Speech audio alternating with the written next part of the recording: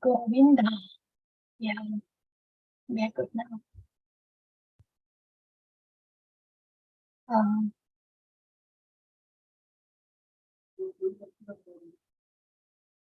Yeah, this is taking me to YouTube. What did I do? Okay, yeah. Right, I am. Yes, thank you. Are we good now? Yes, let's do the recap. Srimad Bhagavatam recap. Why do I feel this result? Mataji, it opens another window, so you can go and close that window. Close that window, okay. The default browser, it opens a new window where YouTube Live is going on. So okay. Yeah, I think that's good now. Yeah. Thank you. Thank you, Prabhu. Thank you, thank you, thank you. Krishna is kind. He's teaching, he's guiding, he's helping, he's with us, he's keeping us going. Krishna, Krishna, Krishna. Om Namo Bhagavate Vasudevaya. So, Srimad Bhagavatam, Amala Puranam. We have, what have we discussed so far? Srimad Bhagavatam, we have discussed about the overview of Srimad Bhagavatam, significance of Srimad Bhagavatam, and the summary of Srimad Bhagavatam. After that, we discussed the whole first canto of Srimad Bhagavatam. And in the first canto, we discussed, right, the first three chapters, first, second, third, was about the 6 questions of the Naimisharanya sages and their answers. And fourth chapter,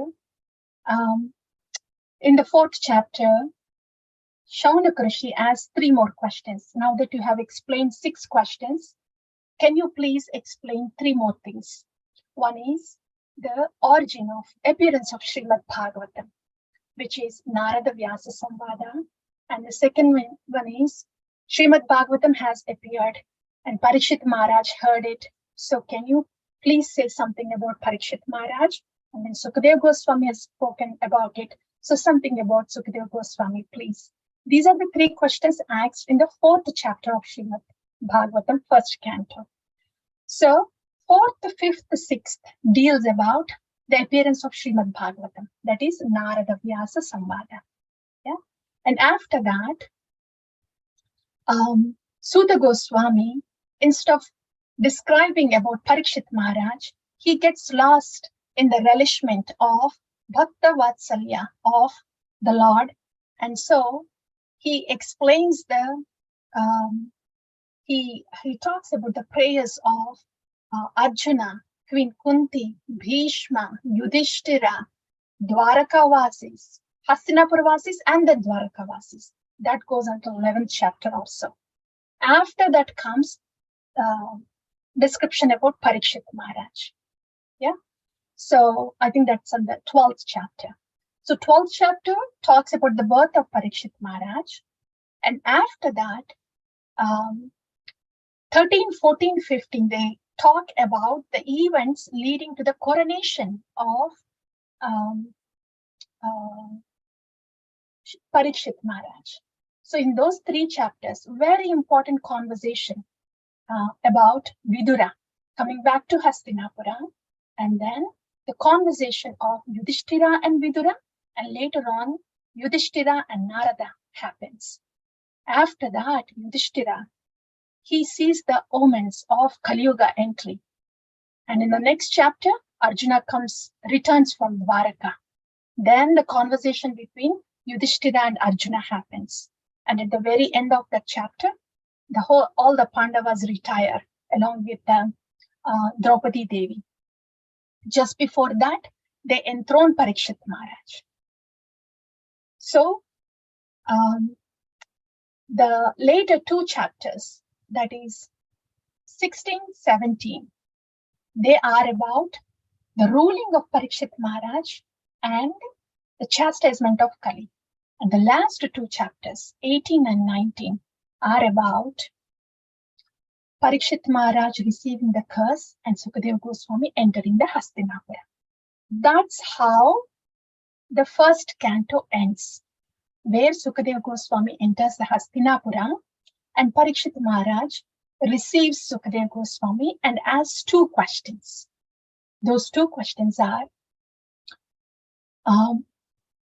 what should a person be doing when living, and what should a person be doing when leaving the body? Yeah. So what is the occupation of a person when living, and what is the duty of a person when leaving the body, when dying or leaving the body? So those are the two questions that Parikshit Maharaj asks Sukadeva Goswami. And these two questions open up the second canto of Srimad Bhagavatam. Yeah? So second canto of Srimad Bhagavatam can be divided into 4 topics again. Sukadeva Goswami speaks with Parikshit Maharaj, explains about all the yogas, and then shows how Bhakti Yoga is superior. So the first topic is the yogas and the superiority of Bhakti Yoga. Okay, so that's the topic. Different kinds of yogas and superiority of Bhakti Yoga. After explaining that, Parikshit Maharaj asks one more question to Sukadeva Goswami. He says, would you please explain me about, now that I want to hear about the Leelas of the Lord, I would want to know first about the material Leelas, in other words, the creation, the pastimes of creation. So can you say something about the creation, please? That would be the question of Parikshit Maharaj. And then Sukadeva Goswami says, exactly these questions were asked by Narada Muni to Brahma. So I'm going to bring that conversation to you and then answer your questions. That's how the second topic comes, Brahma Narada Samvada, where the topics of primary creation was discussed. Sarga was discussed here for the first time. Okay, so that's our second topic is about Brahma Narada Samvada. Okay, so in there, Narada Muni was asking Brahmaji, and so he was giving the details up until how he sprouted from the navel of Garbhodaka Sai Vishnu. Then Narada Muni asked, could you please tell me a little more? Go further, please explain more. Then Brahma starts explaining about how he did tapas and how he had darshan of Narayana. There, Chaturshloki Bhagavatam is spoken. So that's how the third topic is Chaturshloki Bhagavatam. That is Brahma having darshan of Lord Narayana. Lord Narayana shakes hands of Brahmaji. He gives him blessings and he answers his questions. Beautiful Chaturshloki Bhagavatam is the third topic in the second canto. And after that, Parikshit Maharaj requests Sukadeva Goswami to speak more and more, and the glories of Bhakti are beautifully praised by Parikshit Maharaj. In the fourth topic, this will be followed by the 10 subject matters of Srimad Bhagavatam. Okay, so that's how the fourth topic is 10 subject matters of Srimad Bhagavatam. These are the 4 topics of second canto. First one, different kinds of yogas, how Bhakti Yoga is superior. Second one, Narada Brahma Samvada.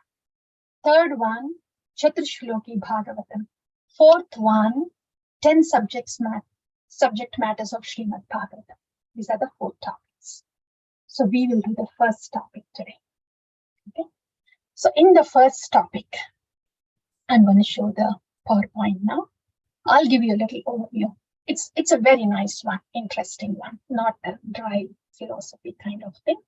So first what happens is, Srila Sukadeva Goswami, for this question of what should one be doing when living, I mean, how should a person live, basically? That's the first question.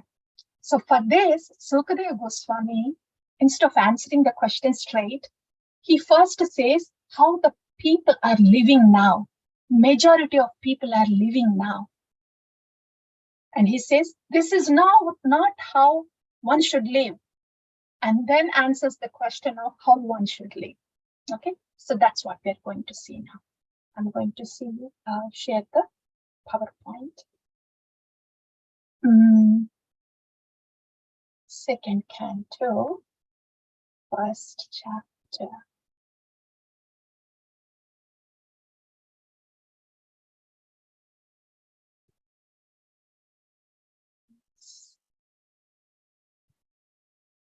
Parikshit Maharaj, Sukadeva Goswami. Now we're at the bank of river Ganges, Gangama. That's Parikshit Maharaj and Sukadeva Goswami, all the Naimisharanya sages sitting there. Now, so Parikshit Maharaj has asked, right? How should one live their life? So what is the ultimate duty of every person when living? And what is the duty of a person who is about to die when leaving the body? Right? So for that, Sukadeva Goswami is answering. He says, as usual, the speaker, before giving the answers, they thank the audience, listener for their question, right? So here Sukadeva Goswami says, Varyan, this is wonderful, glorious. Eshate Prashna, your Prashna is very glorious. Why? Kruto Loka Hitam Rupa, because it is causing benefit to the Loka, to the people in general. Atmavid Sammatam Pumsam, Shrota Vyadishu Yahpara. Atmavid Sammatam. All the transcendentalists, they think this is a very apt subject matter to discuss. Such a glorious question, Parikshit. Let me answer that. So Sukadeva Goswami goes. He says, as we just discussed, Shrotavyadini Rajendra Nranam Santi Sahasrashaham Apashyatam Atma Tattvam Griheshu Gruhamedina. So here Sukadeva Goswami is actually describing about Gruhamedi. Grihastha is different from Gruhamedi. Gruhamedi is somebody who has a family and lives a life as if the family is everything, as if the body and anything related to the body is life and nothing more. So somebody who is caught up so much on the bodily platform and leading a family life is called Grihamedi. So he's saying, Sukadeva is saying, for those who are caught up on a bodily platform, Shrotavyadini Rajendra Nrinam Santi Sahasrasaha. They have zillions of topics, thousands of topics. Why like that? All those topics that they are interested are just related to bodily platform only. About the body, anything related to the body, anything related to the material body and this material world in which this material body is living. They are so much caught up with this body. Why like that? Apashyatam Atma Tattvam. Apashyata, they are not able to see Atma Tattvam, that they are souls. That is why they have no knowledge about the soul or spiritual matters, but they have thousands of topics to discuss about the material topics. That's how he starts. And then he says, these people who are caught up with this bodily platform, whose consciousness is just stuck at the bodily platform, Annamaya Kosha, and whose consciousness is not expanding further to the mind, intelligence, and then to the soul. So those kind of people whose consciousness is contracted and staying with the bodily platform, they just use their daytime to work hard to keep their body comfortable and to pamper the body. And in the night, either there is sleep or sex indulgence. Everything that happens during the daytime or the nighttime is pertaining only to the physical body. Why like that? Because their consciousness is so shrunken, so limited to the physical platform. It is not expanding beyond to the spiritual platform. Yeah?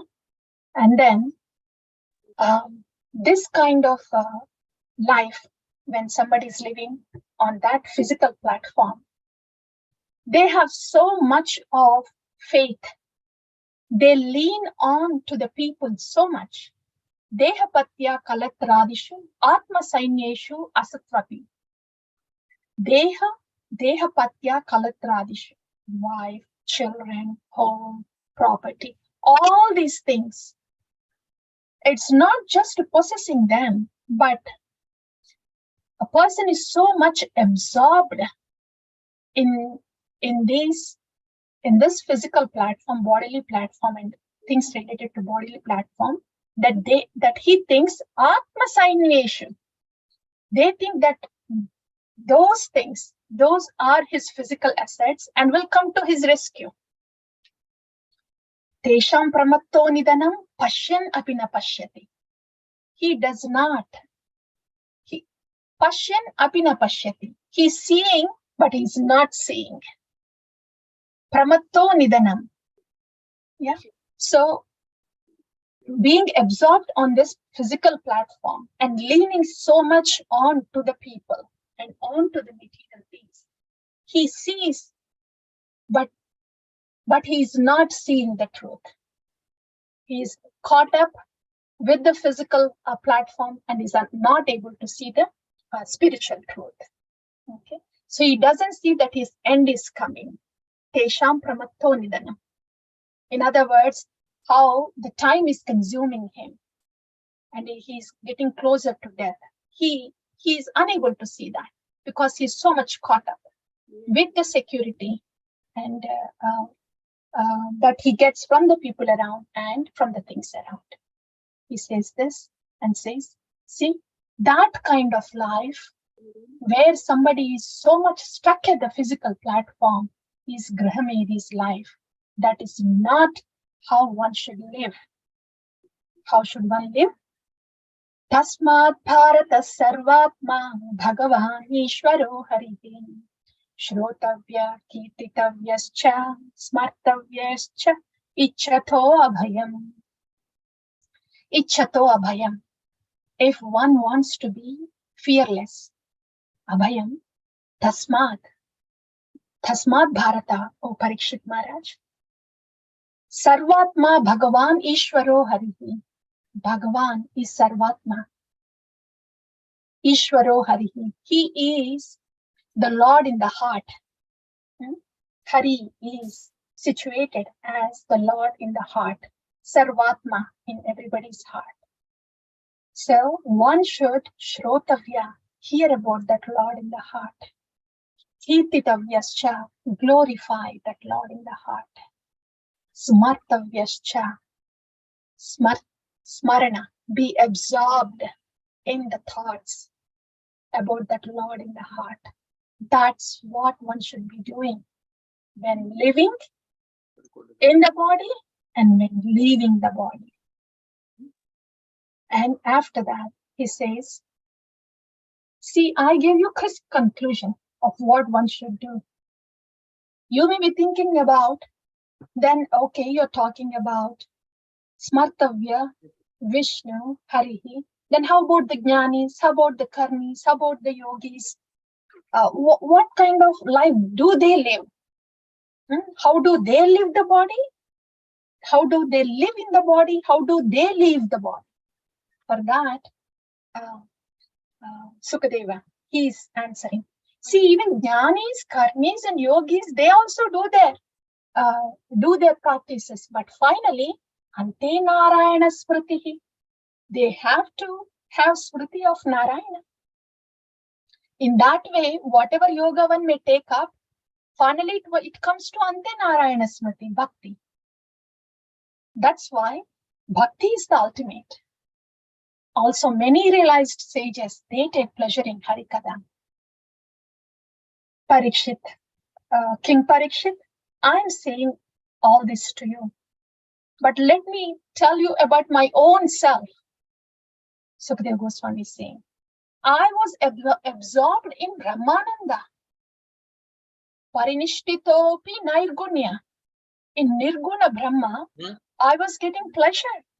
I was very much satisfied there in the womb of my mother for 16 years. I didn't want it to come out. But Uttama Shloka Leelaya.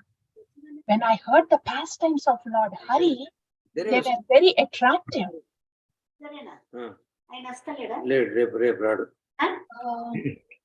Sorry.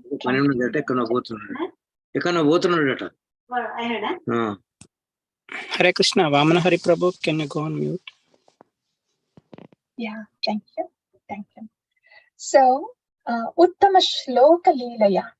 I have heard about the Leelas of Uttama Shloka, Lord Krishna, and that relishment, when I was hearing the Leela of Lord Krishna, that relishment was so much bigger than Brahmananda that I got absorbed in bhakti, came out of Brahmananda, and I started relishing Bhakti Ananda.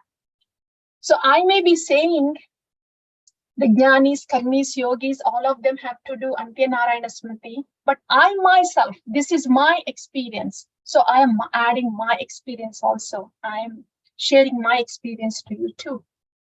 And that's why if you hear Srimad Bhagavatam, it is so potent.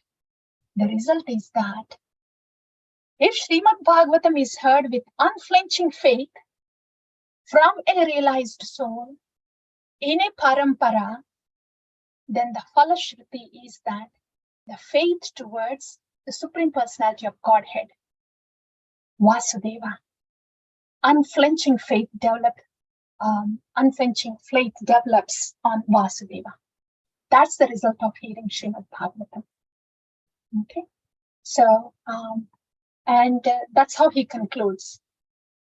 Etan nirvidhyamananam ichchatam akuto bhayam. So, etam nirvidhyamananam, even if somebody has no material desires, and ichchatam, even if they have all material desires, the way to go is bhakti again. After saying that, after glorifying bhakti, Parikshit Maharaj, and then Sukadeva Goswami thinks, okay, now that you have heard the glories of bhakti, you might be thinking, oh, I have just 7 days only to live in this body. Would I be able to practice bhakti yoga? Oh, King Parikshit, you don't have to think like that, because Maharaja Katwanga had only one muhurta. Muhurta is 48 minutes. Yeah. Only one muhurta to live before he got the notice that he had to quit the body. He simply got absorbed into Ante Narayana Smriti. He went into the smarana of Vasudeva. So bhakti is possible even within short period of time. He could do it in one muhurta. You have 7 days, so you have enough time. So you are good to go. So that was the message out to King Parikshit from Sukadeva. Now you have time to prepare now for your next life, that is spiritual life. Get started. So that's the message from Sukadeva Goswami. So by this time, he has answered the question, Sukadeva Goswami. He has answered what one should be doing, how one should live the life, smartavya, kirtitavyascha, and then how one should leave the body, hearing the glories of Hari. So in a way, he has answered all the questions, all those 2 questions. But in the assembly, it was just not the devotees. There were Ashtanga yogis, munis, Jnana yogis. It's a mixed assembly there. So now Sukadeva Goswami had to address other members in the audience too. That's why now he starts talking about the Ashtanga yoga. Here he speaks about those people who practice Ashtanga yoga, how they live in the body and how they leave the body. So he explains about Ashtanga yoga, and at the end, we will see. I have explained about the Ashtanga yoga, but still see how Bhakti yoga is glorious. That's what he's going to say. But now we'll see how he's explaining the Ashtanga yoga. So in Bhakti yoga, it is about Shrunvatam, hearing about Lord Hari, and then Kirtitavyascha. Yeah, whatever we have heard, then we do the texting, we do the talking, we do the sharing. That is all glorification. Kirtitavyascha. And when that is happening, we are remembering the Lord. That is smarana, smartavyascha. So these three things, this is Bhakti Yoga. Then what are Ashtanga yogis doing? That's the description given now. Okay. So in this first chapter, after explaining what should not be done in one's life and what should be done as in the case of practicing bhakti, now some information about Ashtanga Yoga is given in the first chapter. As we go to the second chapter, detailed explanation about this Ashtanga Yoga will be given. Okay, so let's go to the Ashtanga Yoga. We have heard about Ashtanga Yoga in the past, right? This is an opportunity for us to know about this in a little detail. Ashta Anga Yoga. Ashtaya are 8, Anga are limbs. So there are 8 limbs in this yoga. Yama, Niyama, Asana, Pranayama, Pratyahara, Dharana, Dhyana, Samadhi. Ashta Anga Yoga. Okay. So how do they do? How do they start? For any spiritual discipline to cross over the bodily platform, there has to be rules and regulations. So the body can be disciplined and the mind can be disciplined. This is common to any spiritual practice. So to discipline the body, yama and niyama. For us, it's 4 regulative principles, right? To discipline the body. And to discipline the senses, that's yama and niyama. Asana is to discipline the body. Asana are different postures to build the stamina of the body and to sit in a particular yogic pose for months and years.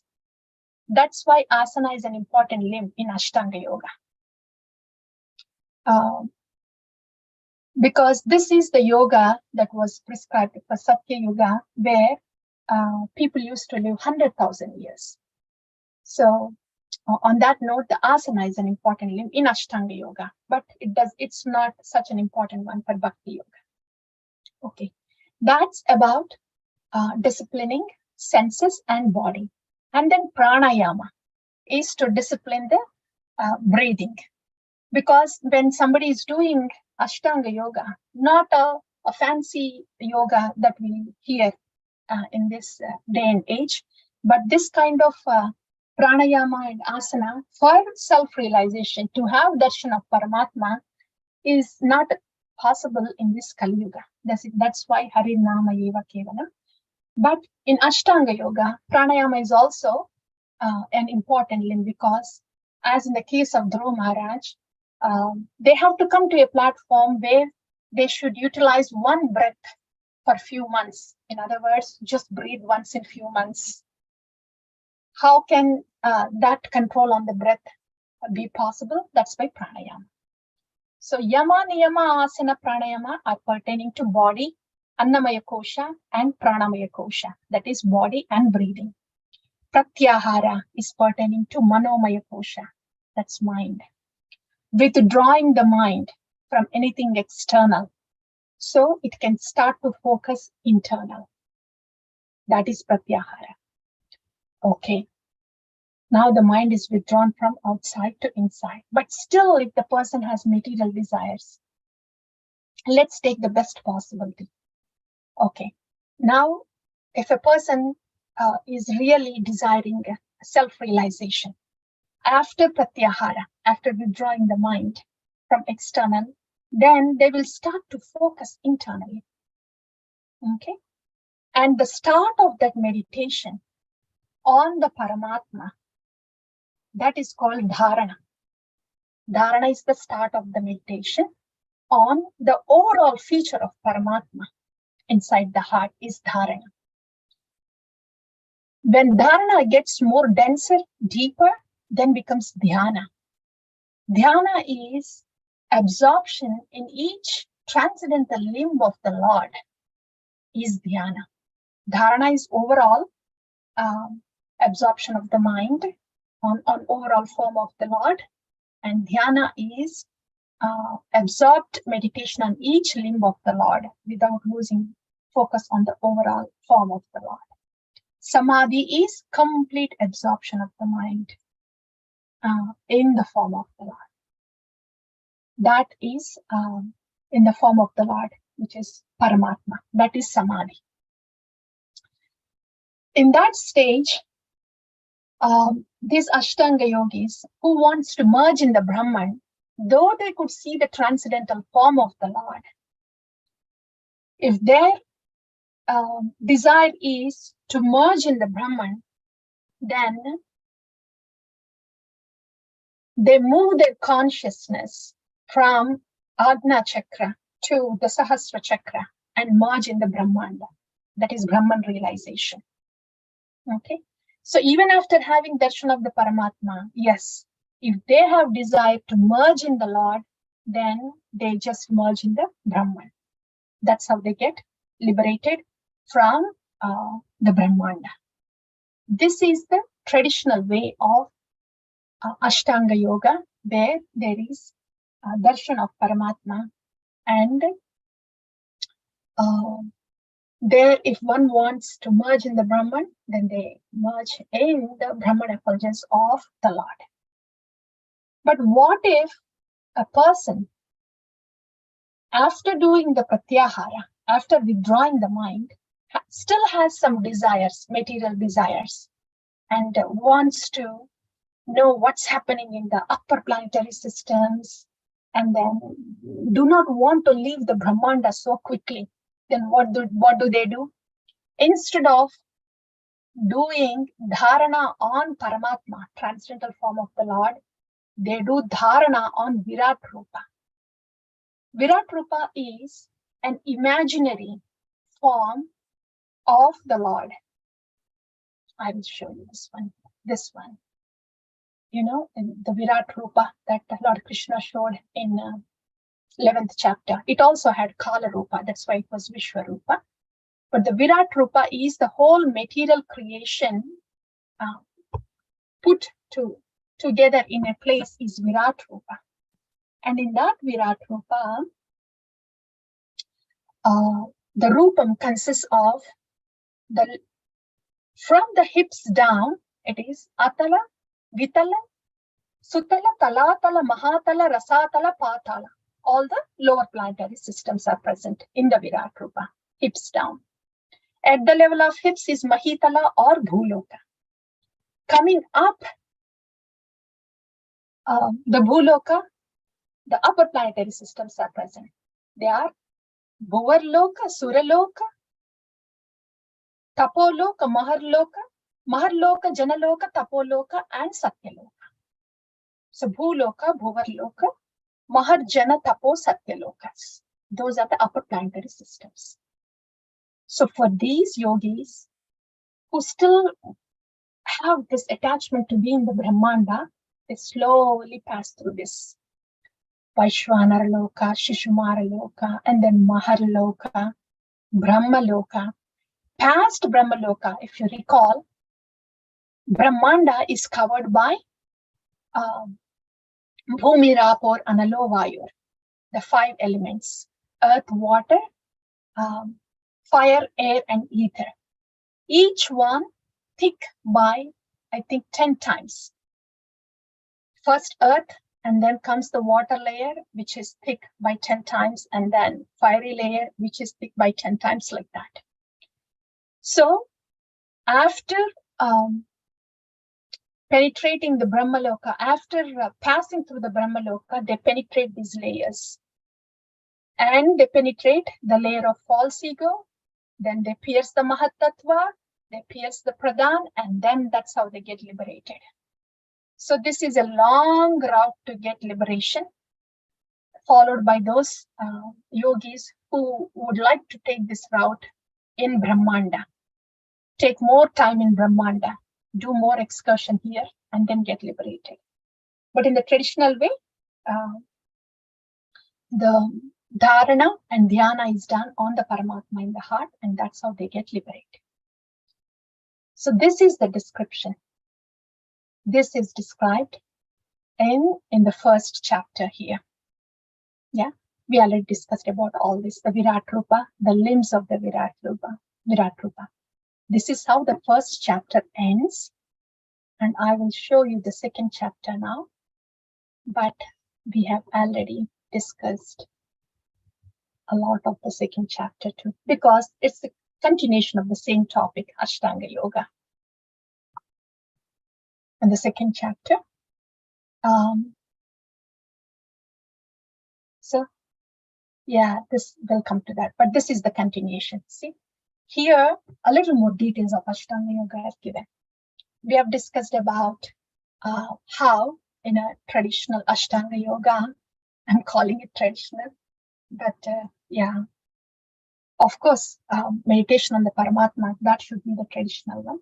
So in that, the yogi, his dharana, his meditation will be on the Lord in the heart. So there's a description here about the Lord in the heart. That is about 8 inches. He is Chaturbhuja. He is Prasannavadana, with a pleasant smile, pleasing glance, and the lotus-eyed Lord, and his garments yellowish-like. They are like saffron of Kadamba. His ornaments are glittering with gold and jewels, and his helmet and earrings, they are all glowing. So he's sitting on the lotus, and he has a Kaustubha jewel on his chest, and he's garlanded with malati flowers. That's the Lord in the heart, and his yellow garments. So that's the description of the Lord in the heart that was given there. And Ashtanga Yogi. So in Dharana, they meditate on this form of the Lord, on the whole form of the Lord. And in Dhyana, then they meditate slowly, from the lotus feet of the Lord, like that. So that's how they do the Dharana and Dhyana. And as we already described, they get into the Samadhi, complete absorption in the form of the Lord. And they get, if they want to merge into Brahman, then they just merge in the effulgence.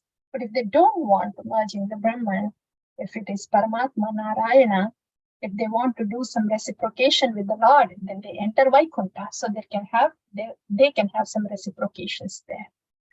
So that's the explanation of Ashtanga Yoga and Ashtanga Yoga there. And as mentioned, Sukadeva Goswami says, see, I have explained about this Ashtanga Yoga in detail, their path in detail.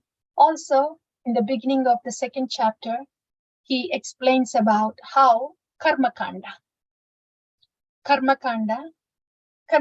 is doing some sacrifices in order to get into the heavens, to enjoy the heavenly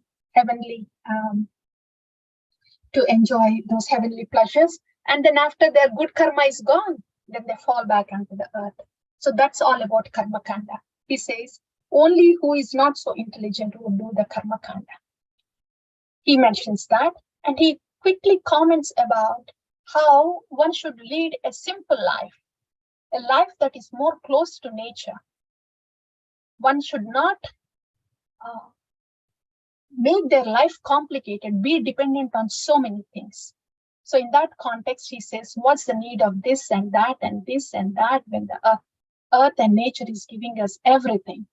So in this way, he passes these 2 quick comments about how Karmakanda is only for less intelligent people who wants to get stuck in Brahmanda.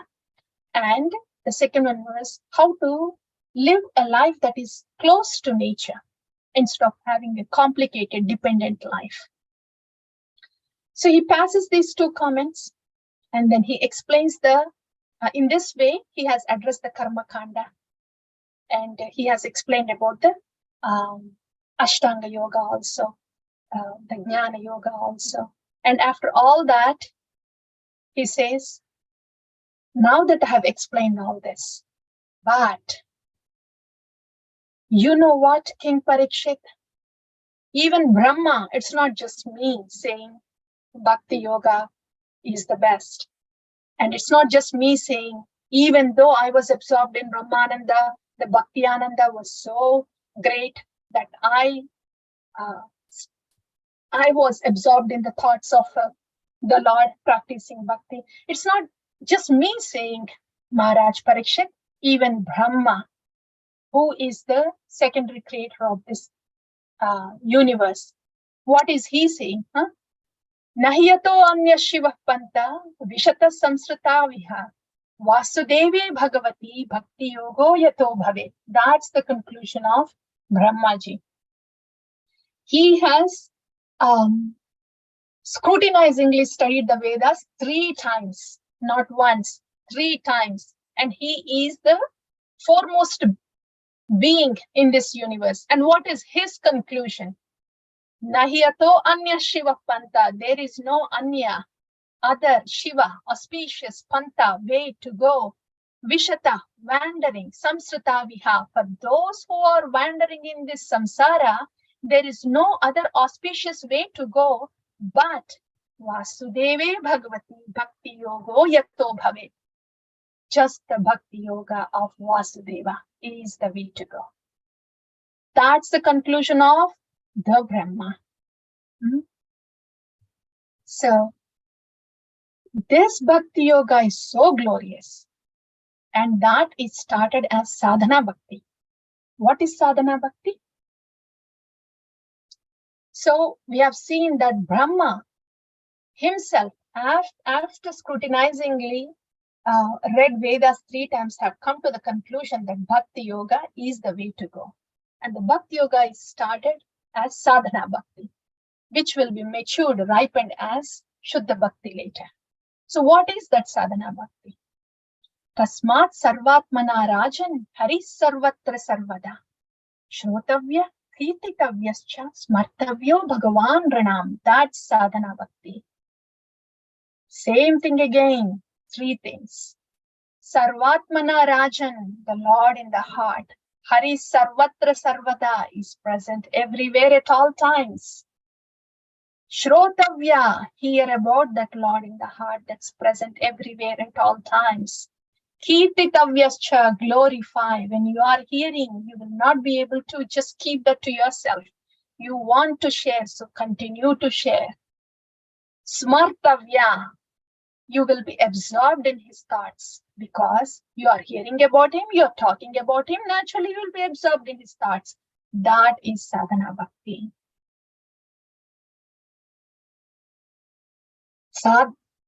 Shuddha bhakti is also the same, but it is an effortless one. In the beginning, when these 3 things are happening, they are with effort, volunteer effort.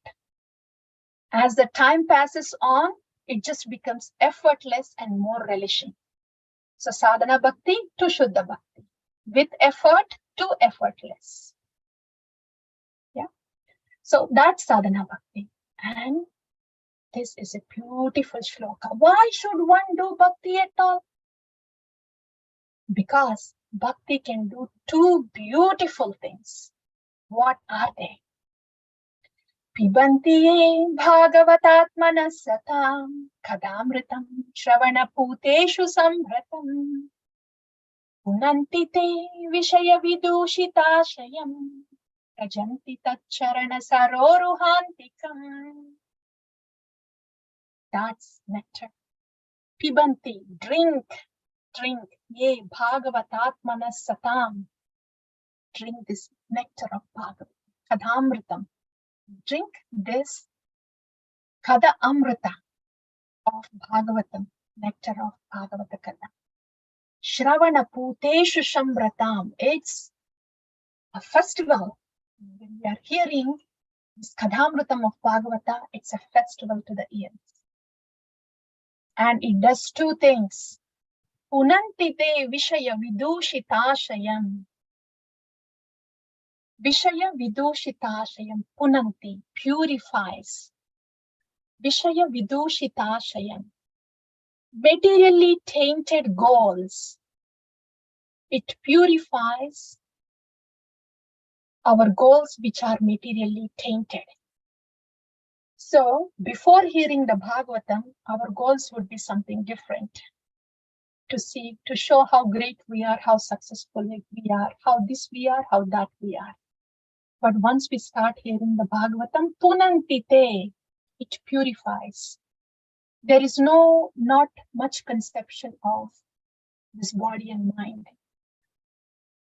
The consciousness is purified from I and my concept and places us on a spiritual platform.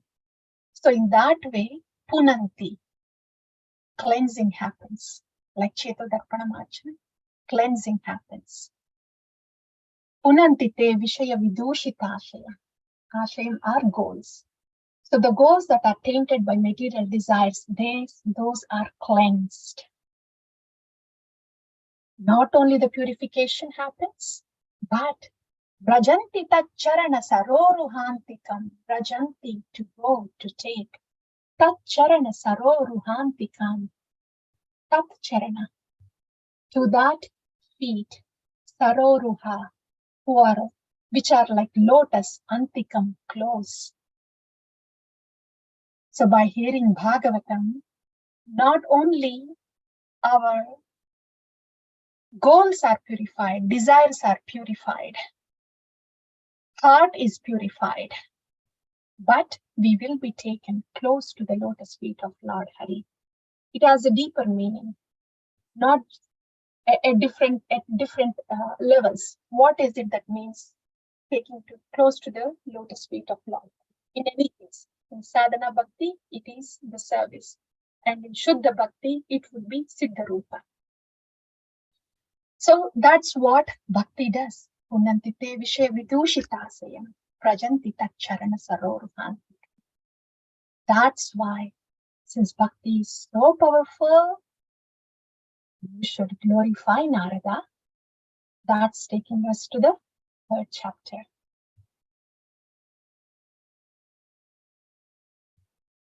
Yeah, so that's third chapter. Here, after glorifying this bhakti so nicely, he again mentions about the demigod worship now. So far, it has mentioned about karma kanda, how it is for less intelligent. And after that, Ashtanga yoga. And then he glorified bhakti, the sadhana bhakti, right? And now he makes a quick, it's not just quick actually. There is a sufficient information about the demigod worship here.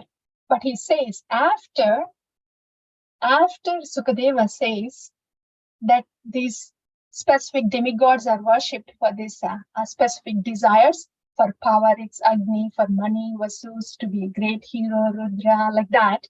Different demigods for different purposes.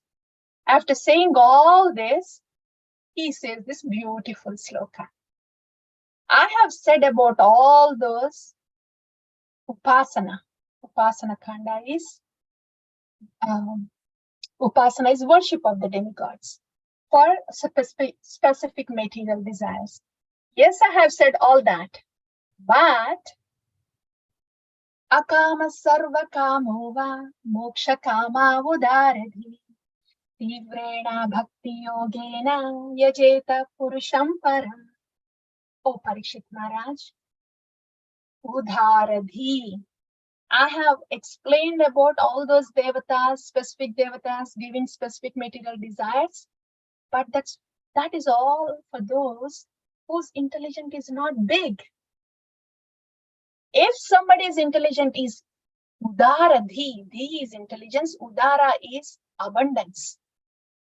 If somebody's intelligence is abundant, big, then they don't do that devata worship. They do tivrena bhakti yogena jeta purusham param. They do the bhakti yoga of this param purusha, Vasudeva. Tivrena, very seriously. So is it only spiritually, exclusively, only the spiritually interested they do the Bhakti Yogena? No, that's not the case. Sukadeva Goswami has just explained about all the materialists, in other words, all those people who have these material desires to get all this progeny, fortune, power, money, this, that, all these desires are there. So Goswami is saying, Sarva Kamova, even though they have all those desires, or Akama, even if they don't have any desire also, or Moksha Kama, if they are desiring liberation.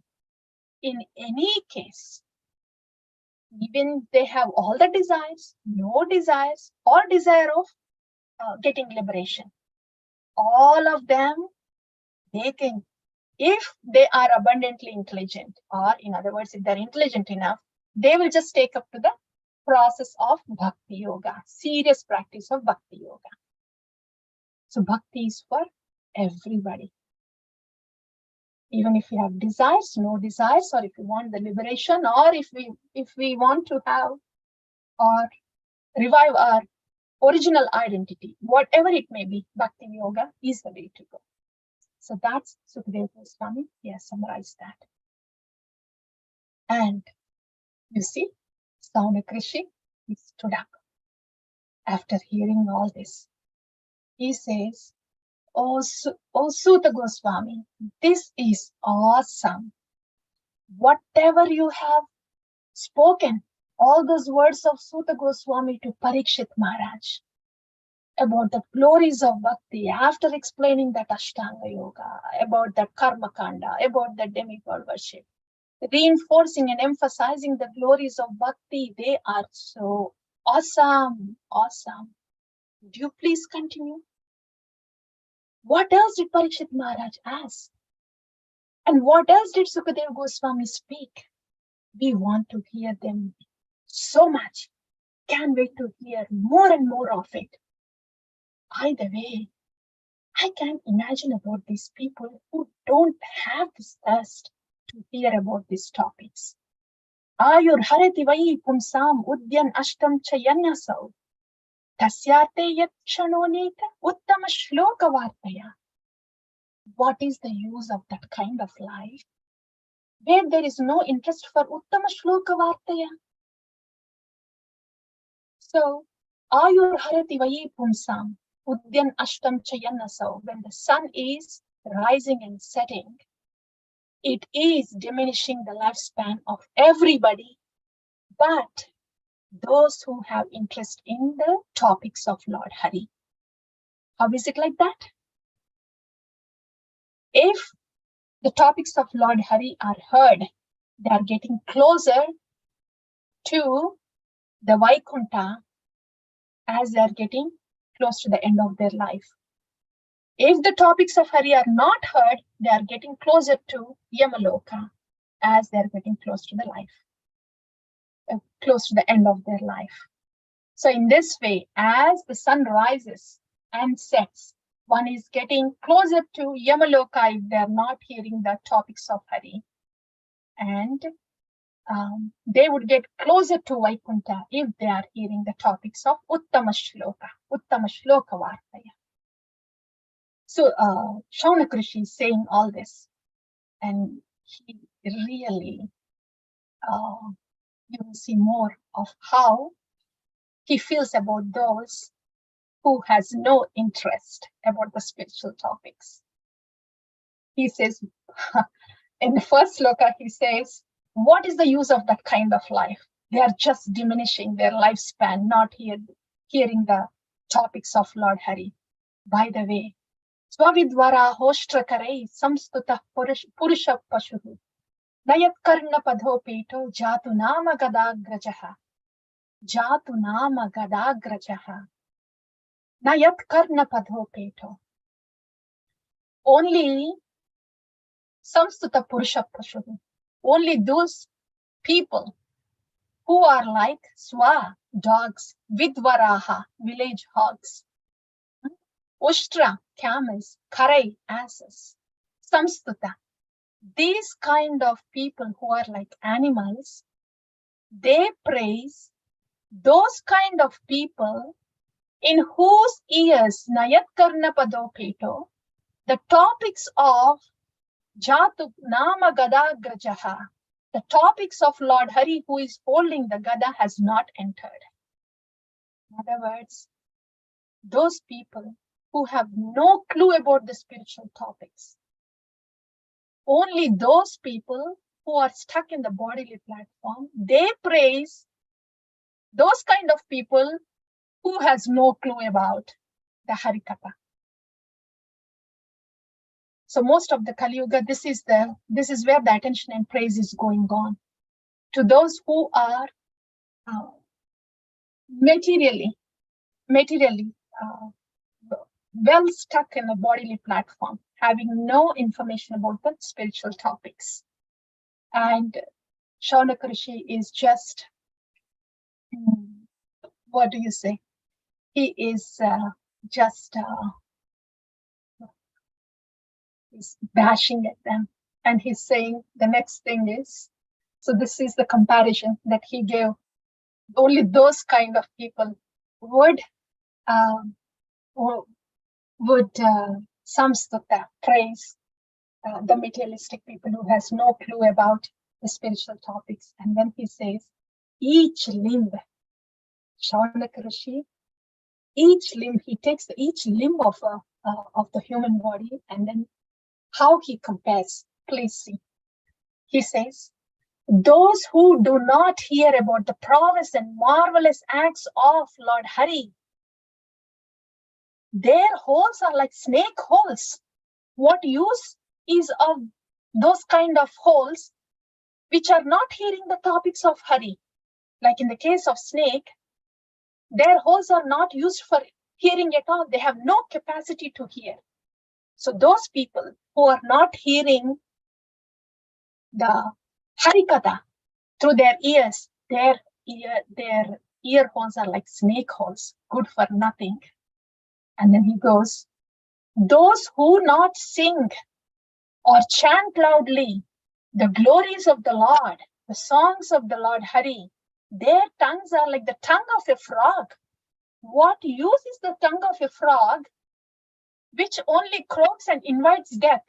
Because the frog, when they croak, then the snake knows where the frog is and just comes, and then, it just gulps the frog. So what's the use of that kind of tongue which is not used for the glorification of Lord Hari? It's just like a tongue of a frog. And then he goes, what use is of that head which is wearing such huge helmets? It's just a burden to the upper body when it is not going down to Lord Hari.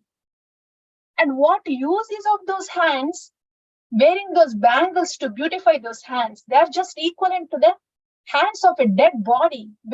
If those hands are not used in the seva of Lord Hari, what use is of those eyes, just resembling the eyes of a peacock feather, which does not have the capacity of seeing, if they are not seeing the Divya Mangala Murti, the Vigraha of the Lord?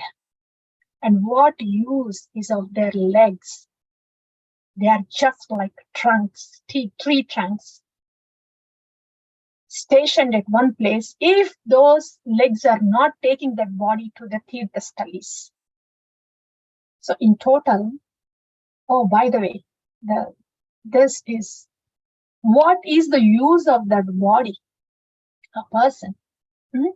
What is the use of that head and that body if they do not receive the dust from a pure devotee or smell the aroma of Tulsi? It's just equivalent to a dead body. And what is that kind of heart which does not even change even after chanting the holy name?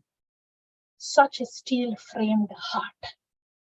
He is just bashing Shaunaka Rishi. So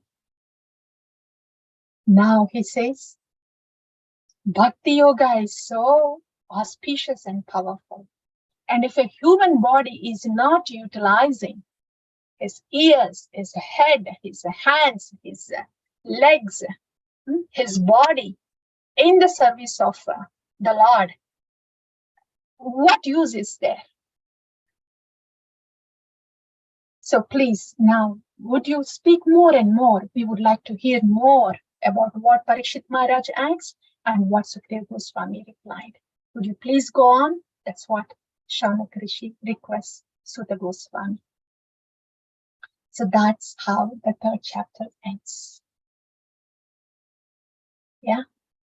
Now we will quickly summarize this. This is beautiful. Summary doesn't take too long. First, so we have discussed, right? The second canto can be divided into 4 topics. The first topic is about the different kinds of yogas and how Bhakti Yoga is superior. And second topic is about Brahmanarada Samvada, about creation. Third topic is about Chaturshloki Bhagavatam. Fourth one is about the 10 subject matters of Srimad Bhagavatam. Amongst that, we have discussed the first topic today. The first topic, to the 2 questions of Parikshit Maharaj, Sukadeva Goswami. He first appreciates the question because Kruto Loka Hitangapa, because it benefits the humanity.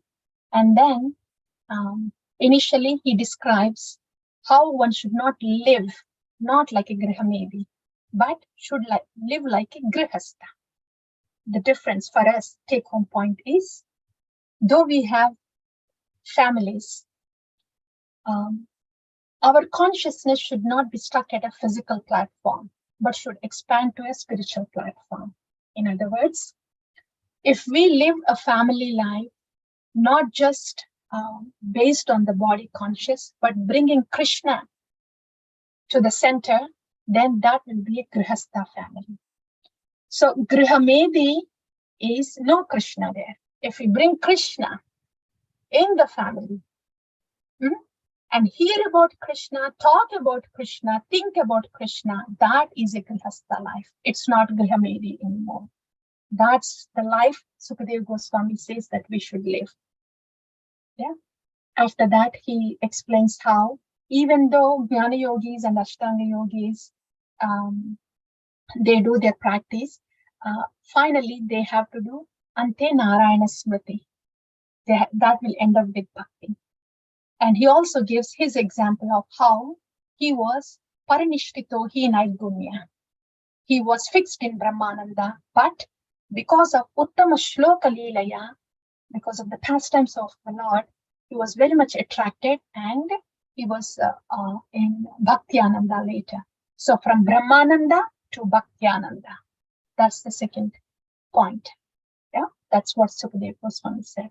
And after that, he explains about, so Bhakti,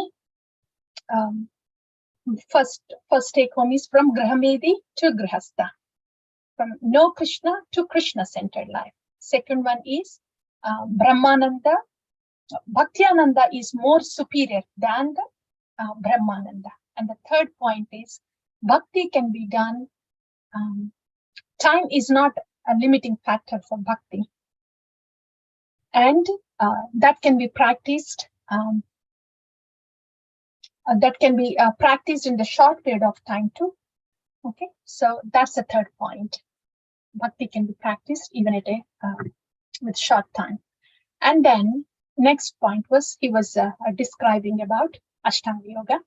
And in Ashtanga Yoga, we have heard about the traditional Ashtanga Yoga, where the dharana and dhyana is on Paramatma for those who have no material desires. But if somebody has material desires, then their object would be Virat Rupa. Finally, both of them, they would end up in liberation. So after describing this Ashtanga Yoga, practice of Ashtanga Yoga, then in the second chapter, he quickly mentions about the Karma Kanda, that it is just for less intelligent people.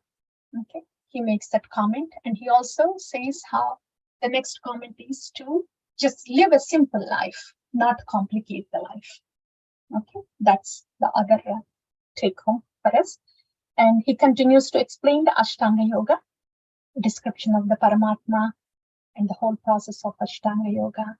After explaining all that, Ashtanga Yoga and Karma Kanda, everything, he says, even Brahma, the secondary creator, he scrutinized the Vedas 3 times and said, Vasudeve Bhagavati Bhakti Yoga Yatho Bhave. Bhakti Yoga to Vasudeva is the way to go. And how to practice that? Bhakti Yoga, this is Shrotavya, Kirtitavya, Smartavya. Of who? Who should we hear about? Sarvatmana Rajan, Hari Sarvatra Sarvada. That Lord in the heart that is present everywhere, in the heart at all times. About him we hear, about him we glorify, about him we are absorbed in. That is sadhana bhakti. And the two main benefits of sadhana bhakti is purification. Purification of the goal, purification of the heart, purification of the desires. Not only that, but getting closer to the lotus feet of Lord Hari. So these are the two things, purification and approximation to the lotus feet of Lord Hari. That's sadhana bhakti. And there we have discussed, those are the same limbs, Shrotavya, Kirtitavya, Smartavya. These 3 things, even in sadhana bhakti or in sadhya bhakti. But with effort, with interruption, if that happens in the beginning, that is sadhana bhakti. But the same things happen effortlessly, without interruption, with greater taste, then that is Shuddha Bhakti. It naturally gets there with the sincere practice of sadhana bhakti in the association of Shuddha Bhaktas.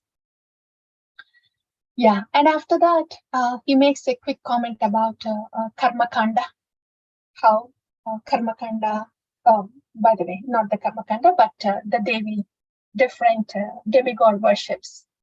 After enumerating all the demigod worships, he says somebody who is more intelligent would just take up the worship of Yajeta Purusham Param, that Paramapurusha, Vasudeva. Even if they have all the desires, material desires, no material desires, or desiring liberation only, just take up the process of Bhakti Yoga.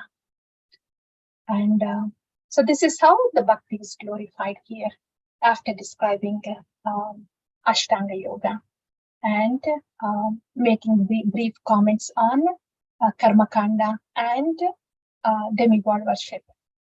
And at last, Sutta Goswami, we just heard how he bashes out at the people who are not interested spiritually. Yeah, so that's what we have discussed so far. And this one is really good. Oh, what is that kind of heart, so steel framed that it doesn't even change after one chanting the holy name? So Shaunakrishi is really amazed how one's heart cannot change even after chanting holy name. Yeah, so that's today's katha. I'm gonna pause here. Yeah, it's all up to you now. Thank you all so much.